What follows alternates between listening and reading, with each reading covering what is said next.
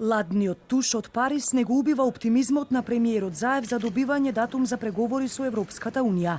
Премиерот верува дека Франција не е против Македонија, туку само дека бара промени во начинот на проширување на Унијата. Според Заев постои опција тие два процеса да течат истовремено. Не сакам ни да размислувам дали ќе има датум или не. 15 години чекаме, донесовме крупни одлуки. Реформите се сами по себе многу значајни, потврдени 100% со извештајот.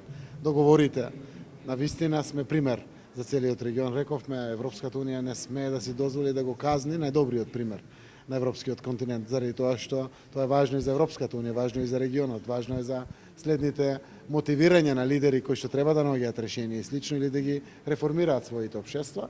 Опцијата што ја очекува Заев ја предлага и финското председателство, да се даде зелено светло за преговори, а истовремено да се разгледуваат предлозите на Франција за промена на методологијата за влез во Европската Унија. Сепак од владиниот кабинет не се во целост оптимисти. Велат исходот е неизвесен. Брифираат дека одлука можно е да падне уште на вечерашниот амбасадорски состанок, на кој што земјите членки ќе треба да се изјаснат за драфт предлозите на финското председателство. Документот што ќе го усогласат ќе биде и основа за состанокот на Министерскиот совет, после кој, според Заев, ќе се знае крајната одлука.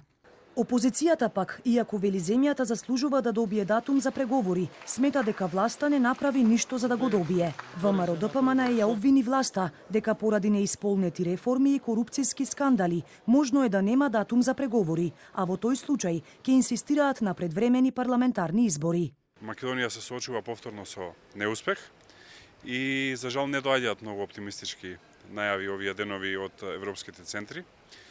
Тука има две главни причини зашто е тоа така.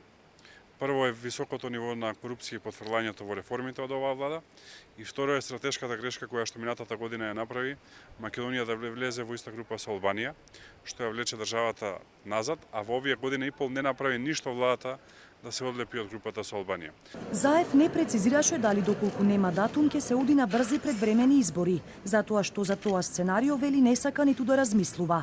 За разлика од него, албанскиот премиер Еди Рама пак не е оптимист и вели дека не верува дека ќе има позитивна одлука, посочувајќи Албанија како колатерална штета.